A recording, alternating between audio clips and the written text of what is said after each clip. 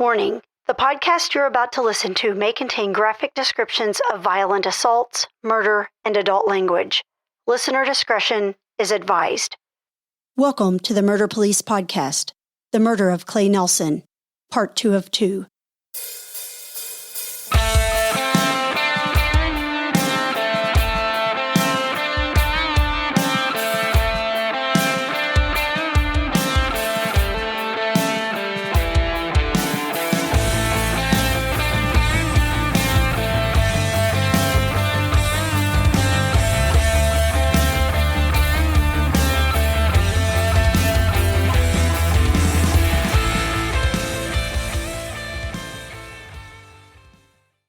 Hello, I am Wendy. And I'm David. And we are the Murder Police Podcast. Well, I'll tell you what, Wendy, what's neat is this is episode 2 of the murder of Clay Nelson. And episode 1, I think, was mind-blowing. Would you not agree? It really was. The amount of evidence, and aside of the evidence with the Thousand Island dressing and the necktie, even more than that, what really got me was the amount of sheer terror that Clay Nelson must have been feeling at knowing that Eric Hayden and Clarence Jones was trying to kill him. Absolutely. I've said before that some crime scenes actually tell a story, and they offer so much detail if the investigators are paying attention. And fortunately for this case, Fran Root was the lead investigator and was working with some fantastic detectives back in 1986 in Lexington. And it tells a story. It tells a story of horror. And I think that's the best way to look at it. It really does. And aside of Fran being as exceptional as he was when he was in that unit, just knowing that Clay gave the biggest hint and clue of all of who his murderer was when he wrote Clarence in the Thousand Island dressing. Yeah, that's just, that's beyond comprehension to me in some ways. And I think that that's what people probably walked away from that last episode with. And on this next episode, where we close this case out with episode 2, is that Fran is going to talk more about even more evidence. And I'm telling you, it's so rare that you have real direct physical evidence in murder cases. Hollywood and TV make people believe that, but it's not as common. You're left with witness statements and circumstantial evidence, and that's a little tougher to prove with. But, you know, like I joked when we were talking in the interview that I think he got some of the evidence I should have got maybe 10 years later. Oh, I think so. He definitely did. And the fact that this case was closed so quickly, less than 24 hours. Oh, yeah. So he beat the 48 thing. You know, another thing I really enjoyed, too, was Eric and Jonathan. Having them in the room added a lot of liveliness to it. The injections and the conversation that started and the questions were perfect. I think they represented our fans and all the true crime fan people out there excellently. And I'm excited for people to get to hear more about them. And certainly people need to tune into the Lexington podcast. I'm telling you, that's a fantastically produced show. Yeah, it really is. And they are great people. And it was just really neat letting them set in with us and having them meet Fran when they had covered him. It was kind of like, well, you know, I always say Fran's a movie star anyway. So it was kind of like meeting somebody that was somebody they had talked about. So I imagine that was probably pretty neat for them. At least I hope it was. Yeah, I can tell the listeners, if you can imagine this, is that them meeting Fran after hearing him before on our podcast. And then do you remember when Fran came in the studio and he opens up that bag and he starts to take out what he called his trial preparation jackets, I think is what he calls them. They're not the full-size murder book, but Fran was really big back when he was investigating these cases about having these trial prep books. It was almost like Christmas when he was handing those out. It really was. And getting to look at those. And so what I like is that that energy definitely comes through on these episodes. I hope we can do something more with Eric and Jonathan in the future. It's just the energy that comes in the room is incredible. So with that, let's go ahead and move forward and let everybody listen to the episode 2 in the final episode in the murder of Clay Nelson. All right. But the truly remarkable thing that we learned inside that cooler was we found a cardboard shipping box for salad dressing, and it was sitting there, and you could see that there was a small piece of stiff board, like a paper board. It was folded over several times to make a stylus type of thing. And it was dipped in Thousand Island dressing. And actually, Clay had written out the name Clarence right on top of the box. Wow. So he, in effect, testified from the grave by doing that. Wow. Yeah, it's just, and like we talked earlier, that's where you just, and you're going to gather some more information later on that these guys, this wasn't a botched robbery. This was an intentional robbery, murder. I think everybody got quiet for the same reason I did, because when you get evidence like that, it paints a horrific picture of a lot of times you don't have those things that start to talk about the effort somebody made to stay alive and how long that must have gone on. And that starts to speak what was going on in their mind and in their heart when that happened. And I know that there was a fire scene, but could you make out in that location at all where the assault started? And then could you track it back to the freezer? Was there enough evidence to show where? It's a fairly small area in the back room area, and the office where the panic button was maybe 50 feet away from the 40 feet away from the back door, and then at a diagonal another 30 feet to the walk-in cooler. So very small area, and we could find, even with all the water on the floor, we could find areas where you could see blood around the back of there. How did the defendants know the victim? Had they worked there previously? Yes. Oh, yeah. Clarence was a busboy. Oh, I see. And he had worked there that night. And I'll get to another piece of evidence here just shortly, because one of the things that you always do is when you have a case at night, you come back in the daylight. Sure. And you go back over the scene. Well, when we did that, we walked around half a dozen of these apartment buildings on both sides of the street, because apparently they had been over on the other street as well. And right there in plain view at the corner of the apartment unit, right next to their 1670, their residence, we found a Kroger-type plastic bag. And inside of it were boots with blood on them, a Columbia's busboy uniform shirt, and a pair of black pants. And upon closer inspection, we found a driver's license in the back pocket of those pants, and it belonged to Clarence Jones. Just sitting in the middle of a street? No, it was right at the back corner, kind of the same general area as we found the money bag on the front corner of their building. You just went to the next building toward Columbia's, and when you got to the back corner, far back corner of that building, that's where you saw the bag stashed. Wow. So they didn't make any great efforts to really hide their evidence, which, pointed fingers at them. I'm thinking they were hoping to get back to a lot of that, recover the money from the bush and recover the bag of the clothes. Because, that was, you're only talking about a matter of minutes between all of this happening and us arriving at their scene. So they start the pursuit at 03:29, and it's 3:52 that they call in the report of the stolen car. So trying to divert attention away from them by using the stolen car tactic ends up ultimately pointing fingers at them.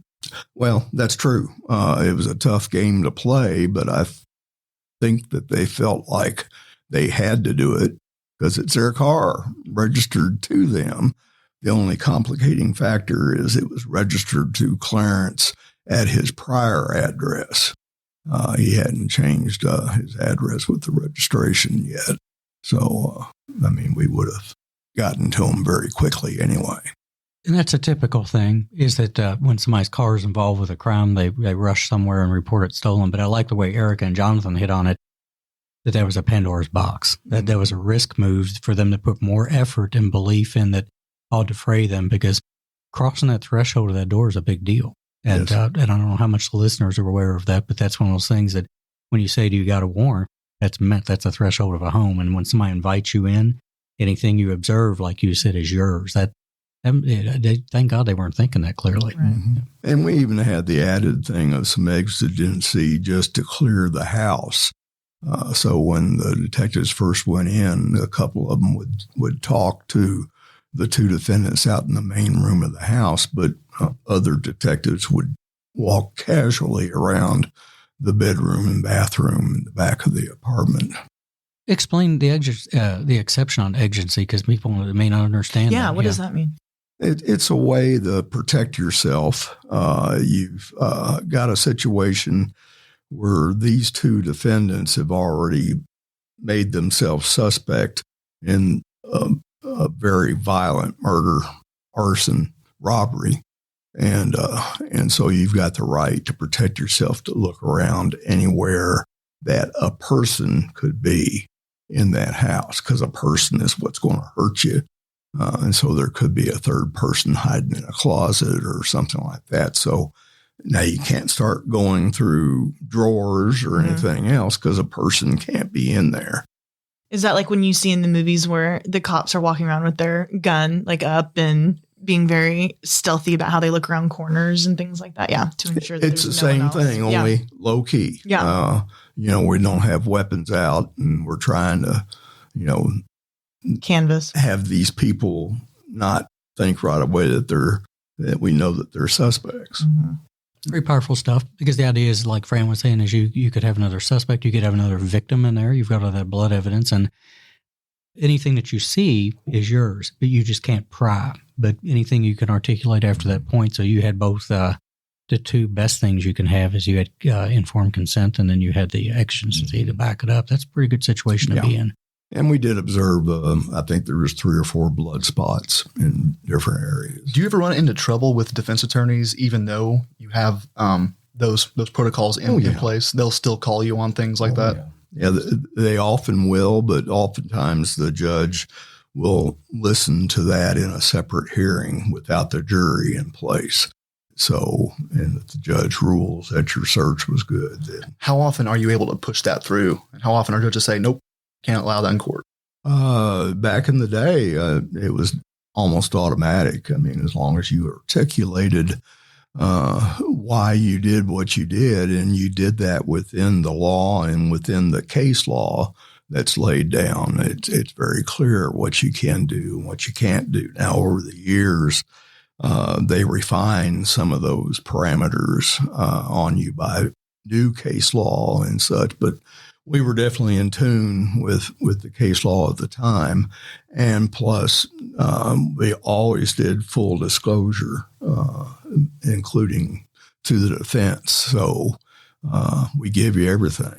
And I kind of, when I would teach classes, I'd kind of equate it to, you get in trouble at school teacher, and you know that they're going to call your parents. So you're hauling your chubby butt down the street as quick as you can, because you want to tell them first. Of course. Yeah. And it softens the blow to some extent. The same reason why the defendants had called in their car. Exactly. It's a good point. Yeah. Very, very similar. Nothing to see here. I'm the victim. Yeah. Right.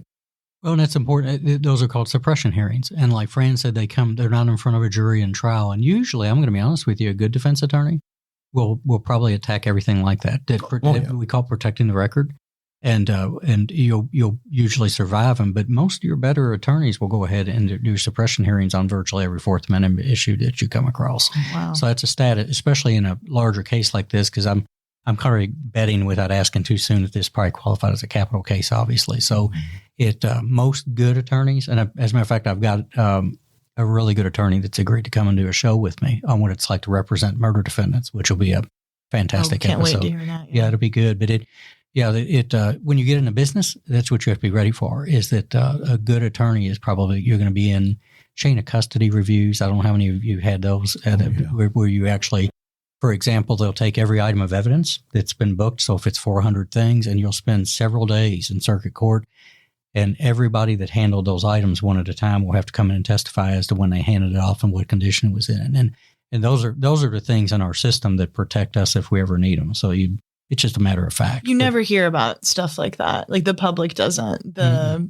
kind of monotonous, like the tedious stuff. Right. Yeah. Which of course I'm sure exists. But if somebody in our industry drops the ball, that's where that'll show up. And that's why it's important to have it. Do detectives go to these suppression hearings and argue for that evidence to still be it's not so much you don't argue for it, but for example, if it's a chain of custody, it's simply the idea that if I handed you something on a date and a time and then you gave it to Erica, is that we can validate the record keeping and why it happened anytime it comes outside of control. It's more clerical. Exactly. And so what happens is that, and I've had those before and they'll last a few days if they do everything, but it's part of protecting the record. It's making sure, same thing like Fran said, even on these things where these search and seizure issues is that, is you're just making sure that all the I's were dotted and T's were crossed. And so we learn not to take it personally, is that a good attorney, I know that if I was going to hire one, you bet that they better be checking everything. Thorough. And that's what they're there for. And the good ones, and I shouldn't say the good ones, but because they may not always decide to do it. But well, an interesting thing that happens sometimes if you get one that either isn't good or he doesn't think to try to suppress that piece of evidence, the judge will order a hearing anyway, right, to determine those facts. That way, there isn't a ground to appeal later on because the defense attorney didn't do the best job he could do. It's in everybody's interest if it goes to appeals court that we all look okay, including the defense attorneys and the prosecutors and everybody. So you protect the record. But good stuff. Make total interesting. sense. Let's go back to the defendants at headquarters in individual interview rooms. Clarence fairly quickly lawyers up, in other words, asks for representation from a lawyer. So that shuts us down right away. We can't do any more questioning, but it seemed like he lawyered up as soon as I pulled his driver's license out of his pants and showed it to him. From the Kroger bag? Mm-hmm. Well, backing up a little, how did you convince them that you needed them to come down for questioning? Had you mentioned Columbia's? Or did they think it was part of the stolen car? The stolen car. Yeah, it was a runaway train that they let run away.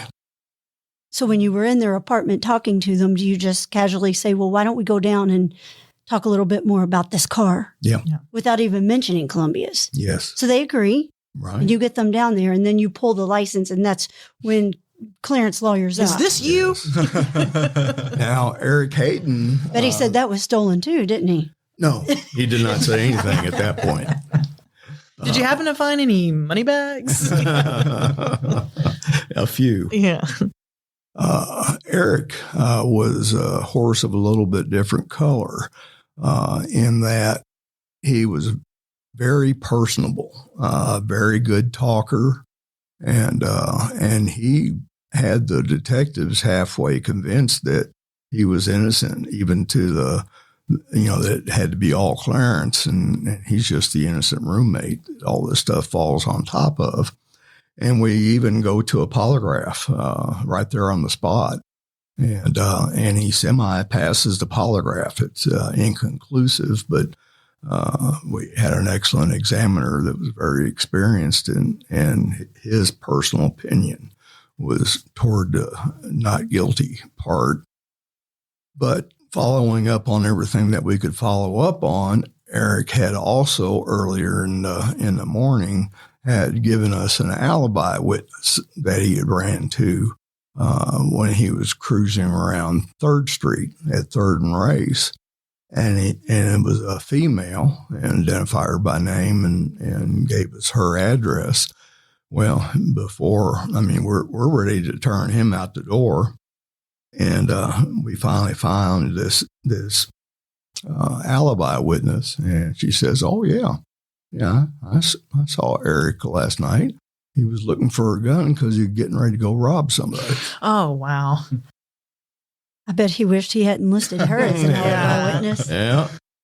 I've got a bad case of evidence envy. Just like I really think years later you got the stuff I should have got. So thank you, Fran. Well, this was the day before my birthday. Okay. So maybe it was an early birthday gift. It should have a bow on it. Just yes, it should. So then you back up and you let Eric know that the alibi witness is kind of rained on his parade. But he lawyers up about that time. So we don't have any real confessions from them, but with that much physical evidence and circumstantial evidence. You don't need it. We don't need them. Yeah. Wow. And with the second guy, what do you think? What point did he lawyer up? Was it when you hit him with the bad alibi news? Was it something specific that he? That's dropped? correct. He was cooperative, allegedly, up until then. Until he was smart enough to realize that he was pretty caught. Yeah. Because he sounded to me like he was just a very good manipulator, which I kind of enjoy having because they just love talking. It's a sociopathic part of it. They bring you in a circle back to them. I was getting excited for you for a minute, but like Erica said, he probably wised up at the last minute. So. Yeah, they did.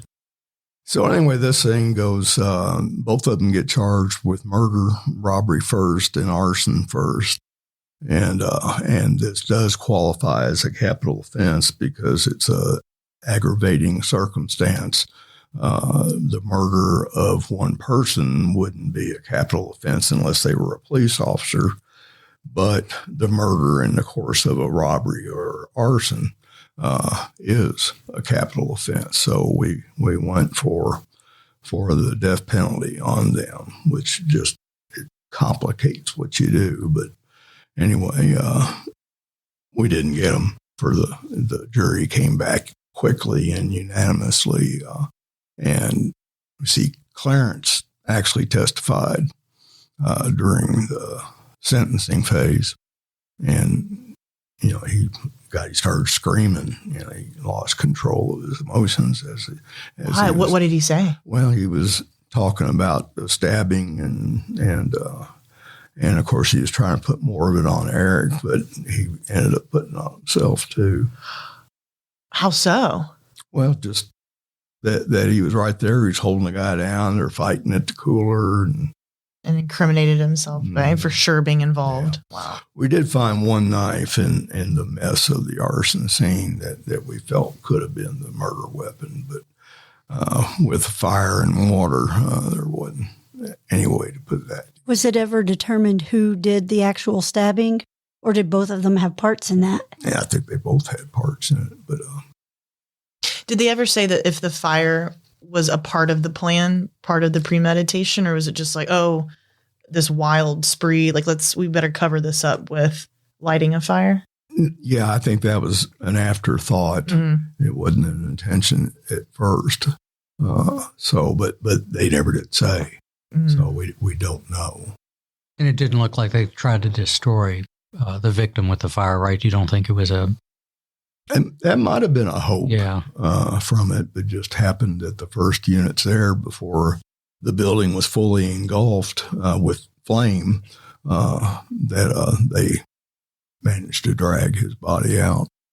Yeah, because I don't want to do a how-to for would-be people killing, but that arson thing on destroying a body really isn't that effective. So I hope I didn't help somebody out to go buy lime or a deeper over backhoe or something. But it really is the Murder Police podcast. Yes. How-to version. Yeah, tune in next week for more tips. But the reality of it is that sometimes they will try to do a destruction of a body, and that's a difficult thing to do in a crematorium under the right circumstances. But it does buy time, I will say, because I've got some cases that it will buy time. And again, if you're the wrong person listening to this, just delete what I said. Disregard, as we say in trial. Speaking of which, do you remember anything during the trial phase that stood out as far as the prosecution plan or anything? Because you had Assistant Commonwealth Attorney Mike Malone, and there was a story behind that too. Mm-hmm. Was there anything in the strategy or in the trial that stuck out that you recall? Or, for example, when you testified, were you challenged on cross in any particular ways that were interesting? Actually, no.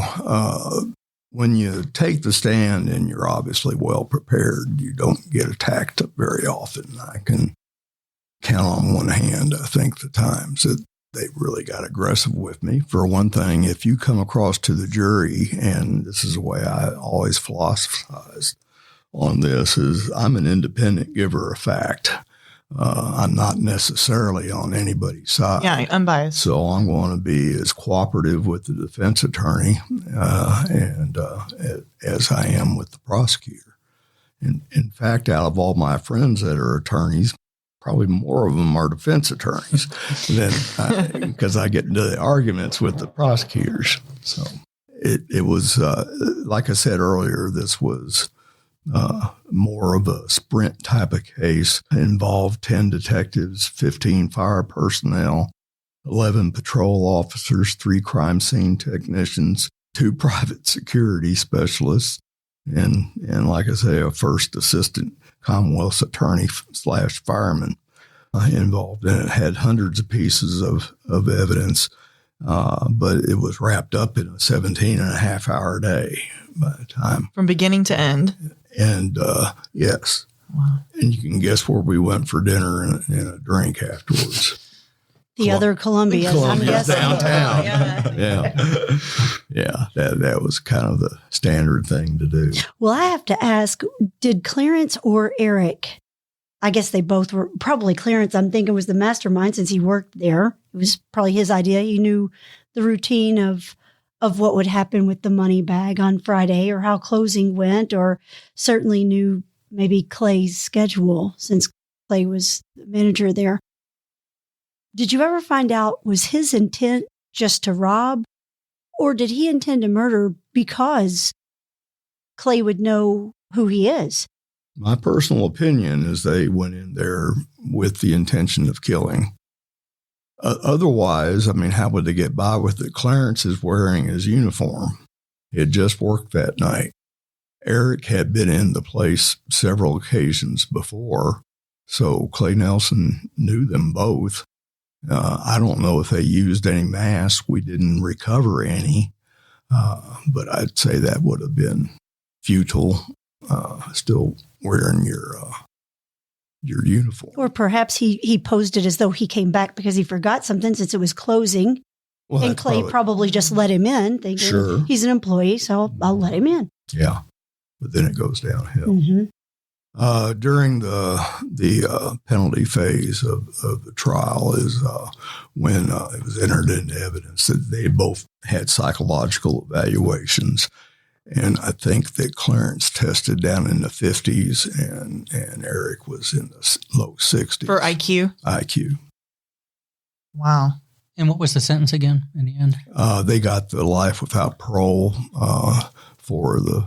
without eligibility for parole for 25 years. At that time, that was the next highest penalty that you could get next to the death penalty. Yeah, because those IQs would probably be an issue in an appeal on a death penalty case for sure at those numbers. No doubt. Yeah, for sure. And, going back to that thing about killing them, is that with all that effort with using getting past that tie and getting back in that cooler, I'd say that, yeah, that's intent all over the place too. Do you think it helped was it Clarence that testified in penalty phase? Did you? Yes. Do you think he bought some curry or some favor from the? Maybe. Yeah. Maybe. But he certainly cinched it down on Eric. Well, that works too. Yeah. Well, that's, they say if you get attacked by a bear, you don't have to be faster than a bear. You just got to be faster than your friend running too. So that's right. That's pretty much comes down to that. Yeah. I'm buddy, surprised. You're going with me. Yeah. I'm surprised that Eric's IQ was fairly low since he was really a smooth talker and very charismatic and everyone believed him up until a point. I mean, you have to be pretty smart to pull something like conversationally off like that. Or at least when you're standing in line, you get the gift of gab and perhaps not the gift of higher mathematics. Gotcha. I just still can't get over the Thousand Island writing Clarence's name in a box putting myself in Clay Nelson's shoes, one would think that if he thought he would survive that, then writing that wouldn't be necessary because then he would just come out of it alive and tell them what he saw. But to write that, he's most likely thinking, this is probably the end for me. And how horrific is that, knowing that they're trying to get in that door and you're trying your best to hold it with a necktie? And do we think he was writing it as he's holding it with the necktie? Well, apparently the necktie was tied around one of the racks inside of there, but it was a free standing rack. So that's what caused that to dump everything around the cooler. So, yeah, he was probably back to holding it himself, and it would have reached. It wasn't a very big cooler, and to make a tiny stylus, like rolling up some cardboard, like you said, to then dip into Thousand Island dressing from these plastic bowls, all of that all at once. That's just horrific and so tragic. Yeah.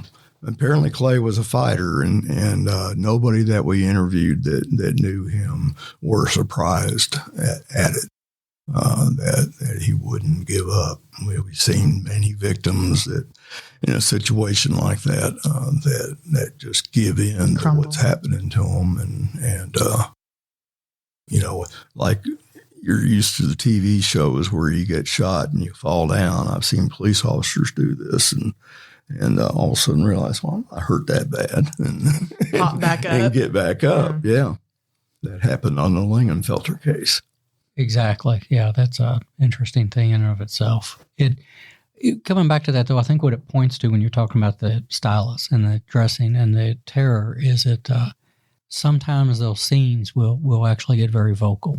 And again, that's why I went back to, if you have the evidence of the panic button that's in one location, so you know that it at least started in that vicinity, the ability to go to a jury and paint that quick chronology tells a story, because sometimes those scenes are pretty quiet, is that they don't offer a lot. But that's a lot like if you get to a scene that has back in the day, the ripped off phone cords, the phones being removed from the wall, the safe that was open that was not open before. Those things tell you tales of terror. That somebody just simply wasn't stabbed, as if that's something that's simple anyway. But that's a pretty vocal scene. And it does put the hair on the back of your neck goes up when you think about that. Well, and then I think also, had Clarence or Eric not called in that stolen car, how different that would have made your job that evening. It certainly wouldn't have been a 17-hour day.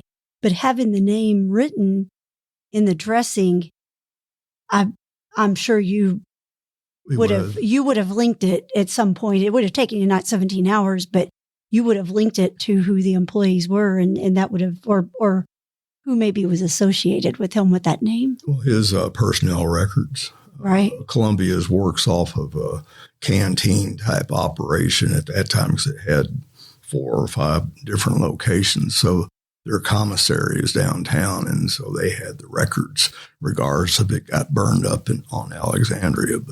And I don't think they were destroyed on Alexandria either. So that would have given us his current address once we had the name Clarence. David always tells me that criminals are so dumb, and then you think, and they really are, had he not called that in, I mean, he just put the limelight right on himself by calling it in. You got to love him. Then he could have gotten rid of all the evidence that next morning while things are going on with you trying to track down other things. While them putting out a fire. Let me ask you this.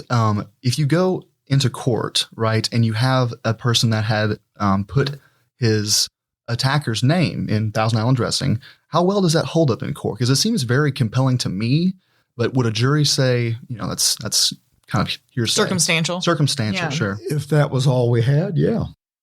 Okay. But there was much, much more. Yeah. So it's a totality of the evidence. Obviously, it's a great clue for a detective.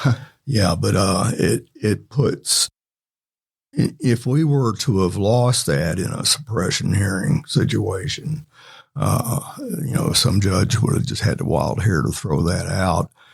We would still have a conviction easily, but you wouldn't be to the level of knowledge of just how horrific this crime was.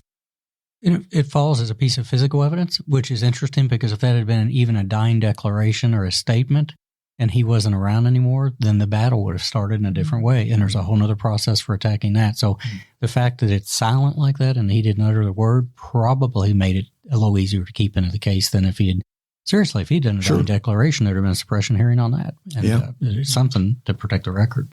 Yeah, you don't get those very often, and they're tough when you do.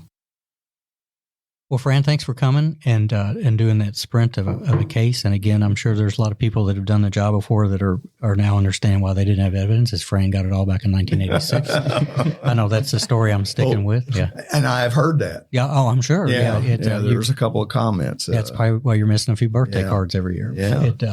I want to thank Erica and Jonathan for coming. And again, they're with the Lexington podcast. And Eric and Jonathan, give us an idea how to find your podcast. Jonathan, I'll take this since we know you're allergic to social media. That's not true. Yes, But take it anyway. Okay. You can find us on any podcast platform, Apple, Google. We are on Stitcher as well, I believe. A couple of other ones, but really Apple is generally our biggest one that people find us on. Of course, we have an Instagram, which is Lexington Podcast. And if you ever want to write in or you have any sort of questions, follow-up questions for us or great leads for stories in Lexington, our email address is lexingtonpodcast@gmail.com. That's what I was hoping for. And I can tell the listeners that if you know anything about this city, if you're local, because we all love this town, these are the people to bring some story ideas to, because they'll research them and do an excellent job. So with that, I'm going to turn it over to Wendy to say her adios, and then we'll close this one out. Well, Erica, Jonathan, thank you all so much for coming to spend your day to share this story with us and to tell us a little bit about your podcast. We really appreciate you all coming. Fran, once again, thank you. You're awesome as always. Good to see you. And thank you guys. for all those years that you put in doing this work for these victims, such as Clay and all the others that you have done. That's a lot of tired days for you and long nights. And thank you for what you've done for our city. And David, we aren't going to leave you out. You work almost as hard as Fran. And we appreciate what you did too, because you were a great detective in your time. Thank you so much for having us. Absolutely. It's been a blast. Well, we enjoyed it as well. Listeners, be sure to tune in. If you've not heard any of our other podcasts, please look them up. Friends on some of those others as well. And thank you for listening. The Murder Police Podcast is hosted by Wendy and David Lyons and was created to honor the lives of crime victims so their names are never forgotten.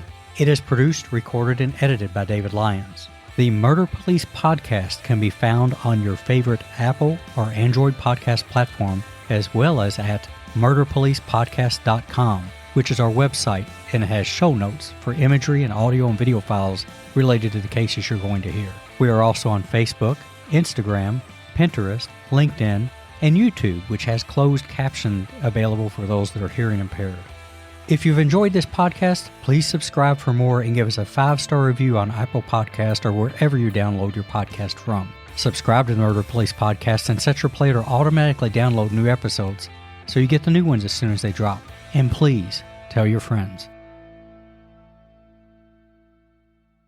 Lock it down, Judy.